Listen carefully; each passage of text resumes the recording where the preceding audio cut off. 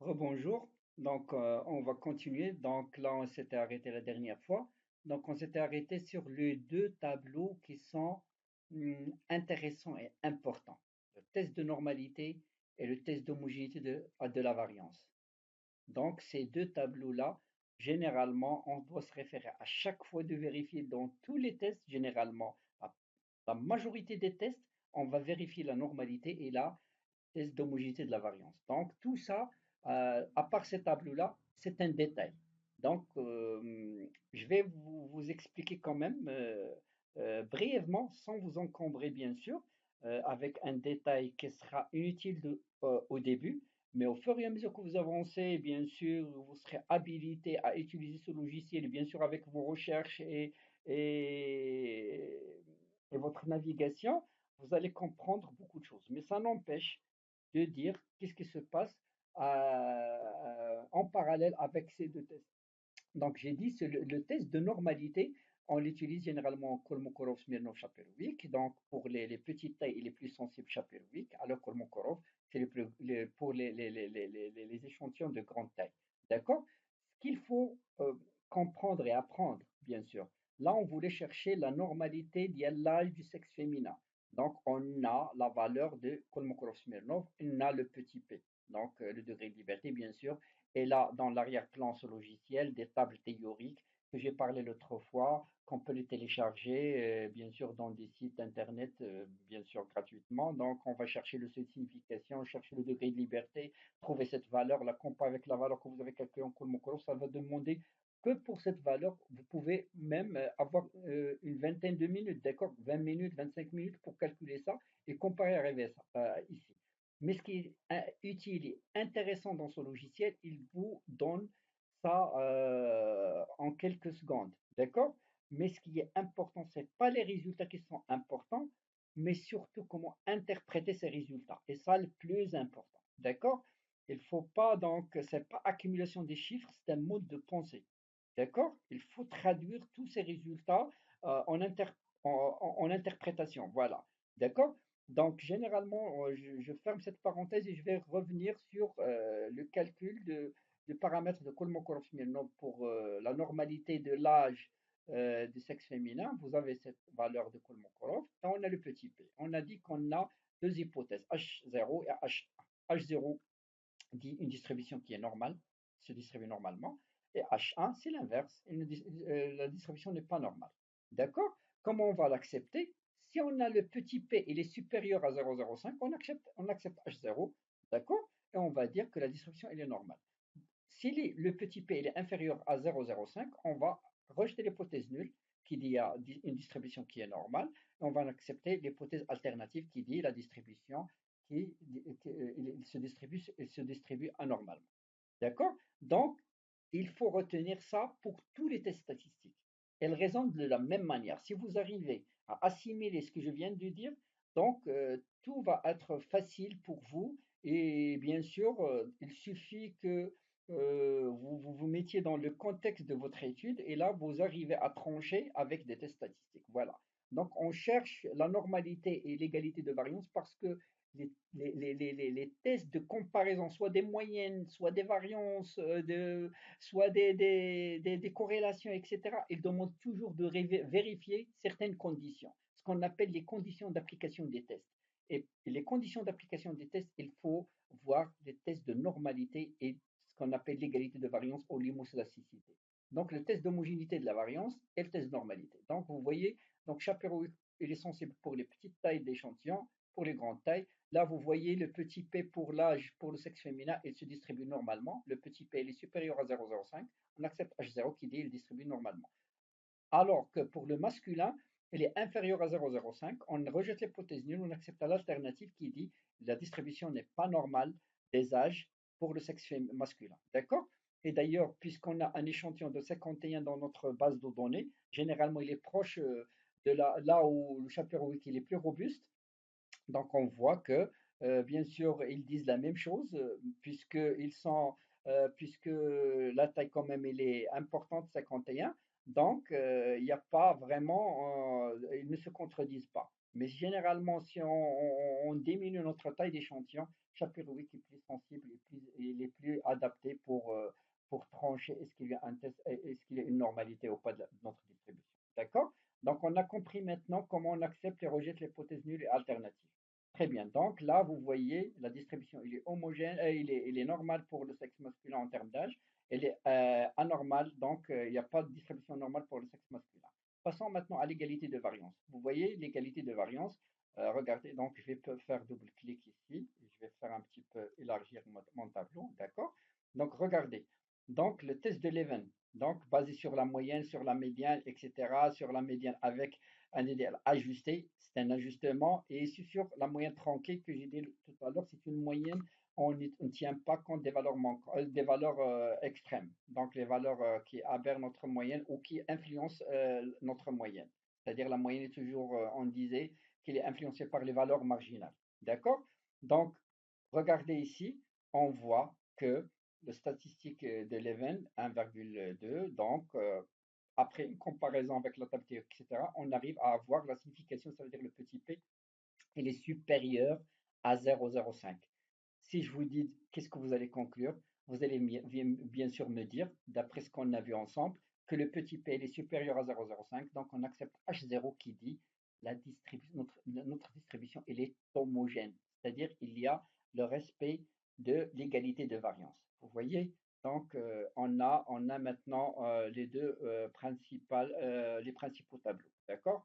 Après, par la suite, regardez, il vous donne comme on a coché plusieurs rubriques tout à l'heure, c'est pas vraiment important, mais ça n'empêche de voir qu'est-ce qui se passe. Donc, la distribution, regardez par sexe féminin, comment ils sont répartis les âges, d'accord? On sait très bien que les âges, ici pour le sexe masculin, le sexe féminin, donc c'est une distribution qui est normale. On peut mettre par exemple ici une courbe gaussienne, d'accord? On peut cliquer comme ça, d'accord? On peut choisir comme ça et dire qu'il mérite d'avoir une courbe gaussienne. Regardez, la distribution elle est normale. Donc, voilà, regardez. Donc, je peux changer même la coloration, le contour du graphique, etc. Tout ça, je peux effacer, je peux écrire. Donc, on a déjà travaillé sur ça. Donc, on ne va pas perdre du temps pour le faire. D'accord? Donc, par contre, pour le sexe masculin, la description, n'est pas normale. Donc, on ne doit pas faire la courbe gaussienne ici, vu que Shapirowick et aussi Kolmogorov-Smirnov nous disent qu'il n'y a pas de normalité dans la distribution d'âge selon le sexe. Maintenant, on va passer, vous allez trouver ces diagrammes gaussiens, culant-culant. Qu'est-ce que ça veut dire culant-culant? C'est un détail. Regardez, ce trait-là, c'est le trait modèle de la normalité d'une distribution. Et ça, c'est le nuage de points de notre base de données. Lorsqu'elle est collée à cette droite, on peut dire que la distribution est normale. Regardez, pour le sexe féminin, on a déjà vérifié. Regardez ensemble, on a vu ça. On a vu que le féminin, la répartition de l'âge, elle est d'une manière normale. Le P est supérieur à 0,05. Et on voit les points qui sont très proches de cette droite de référence pour la normalité de la distribution. Vous voyez le normogramme culant qui nous donne une idée en termes de graphique comment on peut dire que cette distribution est normale. D'accord? Regardez, pour le sexe masculin, regardez les points. On a déjà vu auparavant que la distribution, regardez, l'âge, il n'est pas normal. H1, il n'y a pas de normalité de l'âge selon le sexe masculin. Regardez le nuage regardez les points. Ils s'éloignent de cette droite. D'accord? Ils ne sont pas collés comme le sexe féminin. Regardez. Donc ils sont proches là, ils s'éloignent. Regardez les extrémités. Voilà. Donc passons maintenant à un diagramme de répartition gaussienne de résidus. Culant-culant. D'accord? Vous voyez, ici, c'est une autre manière de dire la normalité. Ça, c'est pas vraiment, j'ai dit tout à l'heure, c'est un détail. C'est pas important de casser beaucoup la tête, mais l'essentiel d'interpréter les tableaux qu'on a vus ensemble tout à l'heure. Donc là, comment on interprète ce diagramme? C'est-à-dire que ce nuage de points, il se disperse autour de cette ligne, mais ne formant pas une forme particulière. C'est ça. Ils n'ont pas une forme particulière. Regardez, le sexe féminin, il se distribue normalement. Regardez, ils ne forment pas de forme particulière. Alors, on va voir le contraire pour le sexe masculin, qu'on dit qu'il n'est pas normal. Regardez, il forme une forme particulière. Regardez, c'est une forme. Si on le traduit mathématiquement, c'est une forme qu'on peut avoir une équation mathématique qui n'a rien à voir avec la forme de la normalité. Vous voyez, à partir de ces graphiques, on peut tirer pas mal de choses. D'accord? Par la suite, qu'est-ce qu'on a par la suite? On a ce qu'on appelle les diagrammes en boîte ou les box plots. Vous voyez? Regardez, ça c'est le minimum, ça c'est le maximum, ça c'est le Q1, c'est les 25%, c'est-à-dire ayant un âge inférieur à presque 25 ans, c'est ça? Donc la médiane, elle est là, qui divise la population en deux. Le Q3, 75%, et ça le maximum pour le sexe féminin. Regardez comment il est distribué, d'accord? Et le sexe masculin, regardez le min, le max, bien sûr, le Q3, Q1 et la médiane. Ça, 38, ça veut dire la 38e observation. Si on va la ligne de notre base de données, la ligne 38, c'est notre observation ayant ce point-là. Il sort de ce diagramme. On peut le considérer comme une valeur aberrante ou les outliers.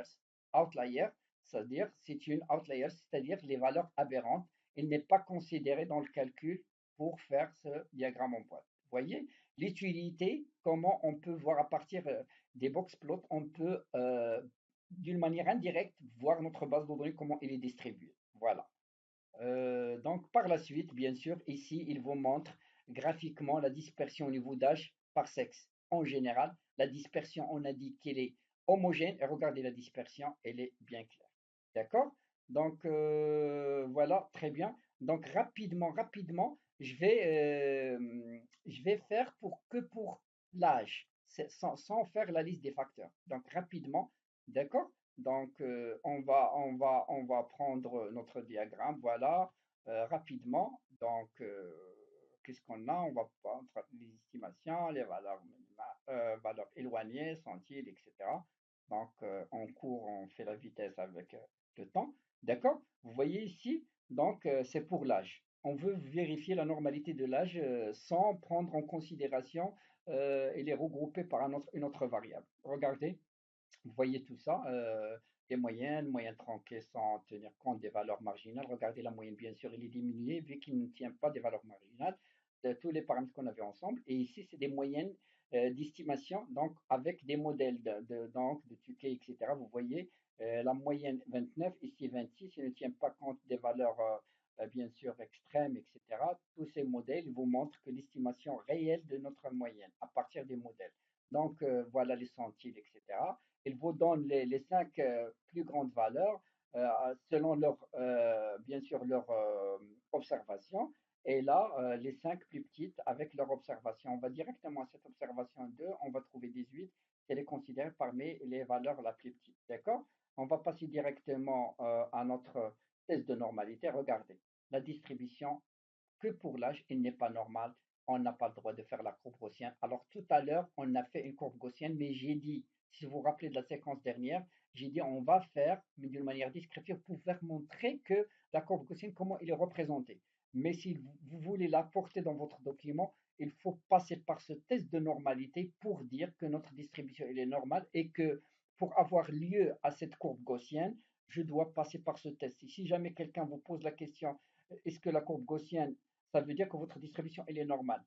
C'est pas pareil si vous faites que les histogrammes. Si vous ajoutez la courbe gaussienne, c'est comme vous dites indirectement que notre distribution elle est normale. Donc elle n'est pas normale. Regardez pour Kolmogorov et aussi pour Chaperovic.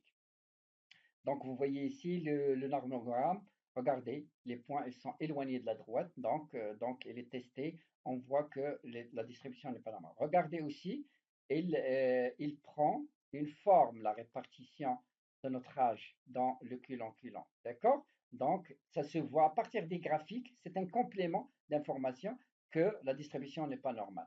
Et voilà la répartition de notre âge avec l'outliers, ça veut dire la valeur aberrante, et comment il est réparti avec Q1, Q2 et Q3. D'accord? Voilà, je vais terminer tout de suite. Donc, parce qu'il y a contrainte du temps, je ne dois pas arriver à 15 minutes. Voilà, bonne soirée.